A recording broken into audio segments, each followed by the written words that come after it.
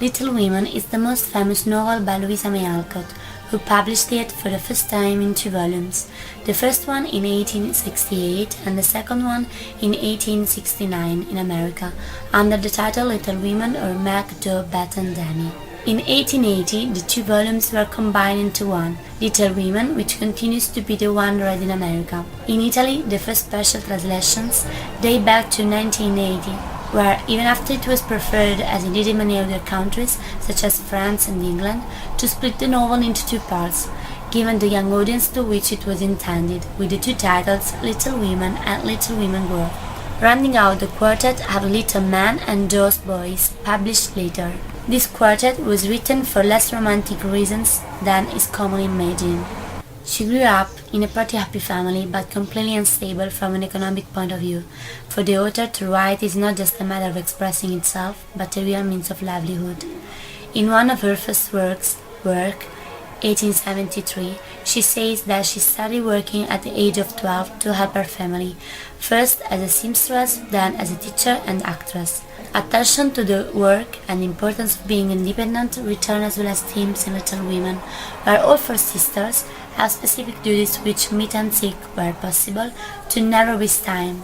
In the novel, Alcott puts the story of her family drawing back as the second daughter Jo, and telling the other three sisters as Meg, Anna, Beth, Lizzie, and Demi, May.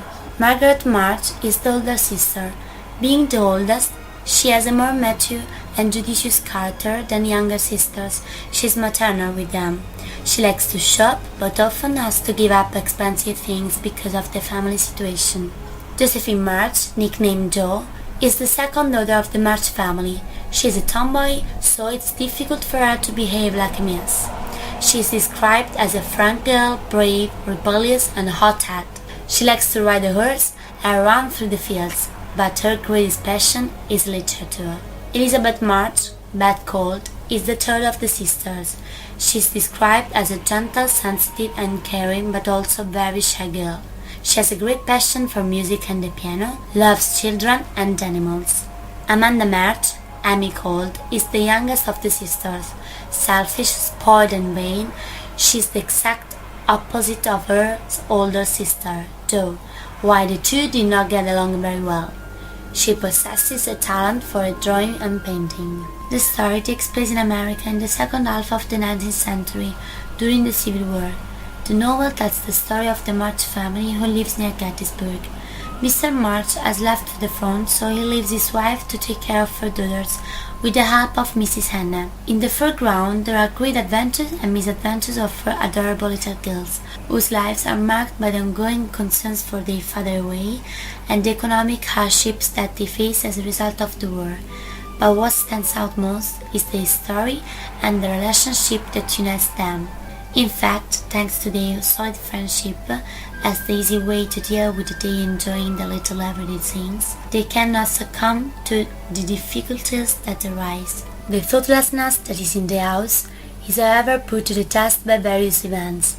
Came news of the illness of their father, the mother is forced to leave, and then also Beth. After visiting the poor family of the human that her mother used to help, she falls ill after the death of the smallest of human due to scarlet fever. It is in these negative phases that girls show the beauty and strength of their relationship, despite the diversity of their character and the way of dealing with problems.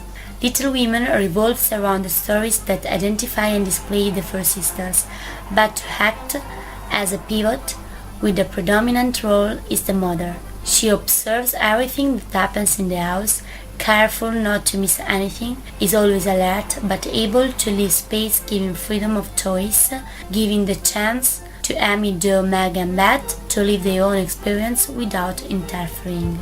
Always present in the daily lives of the girls is the young gentleman Laurie, Theodore Lawrence, grandson of the old neighbor, Mr. Lawrence James, a friend of the young girl's grandfather. The boy holds a strong bond of friendship with all the girls, but especially with Miss Jo. There are romantic implications of any kind, but there is true quality between him and his best friend, Jo. He can be considered the first sister, always kind to Mrs. March and ready to help the family as soon as the opportunity presents. Girls, after spending a year alone with their mother, can finally rejoice in the return of their father during the Christmas holidays and the healing of sweet path. Those were the most precious gifts they could receive that Christmas. At the end of the novel, Meg receives a declaration of love from Mr. Brooke, the tutor of Laurie, who from the beginning was impressed by the beauty of Meg. With the approval of the parents of the girl, the two young were able to get engaged, and it is with their festivities ending the first novel. The cinema was already interested in the novel era of silent film. In 1918, it was shot A Little Women directed by Helen Knowles, then another in 1933 directed by George Cukor, and another was shot in 1949 by Mervyn LeRoy, while the latest film version is the version of the director Gillian Armstrong, released in 1994 under the title of Little Women. Both newer versions are taken from two novels, Little Women and Little Women Grow Up, and not only from the first novel as initially I thought.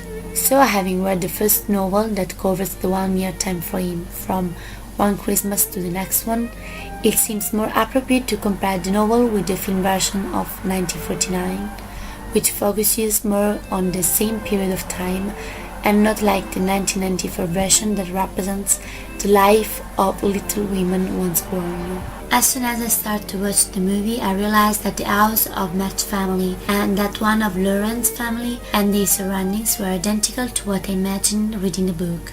This was a nice discovery. Even the sequence of events in the characters' lines followed hand in hand in the novel, apart from some scenes that have been slightly modified, apparently to better capture the viewer's attention.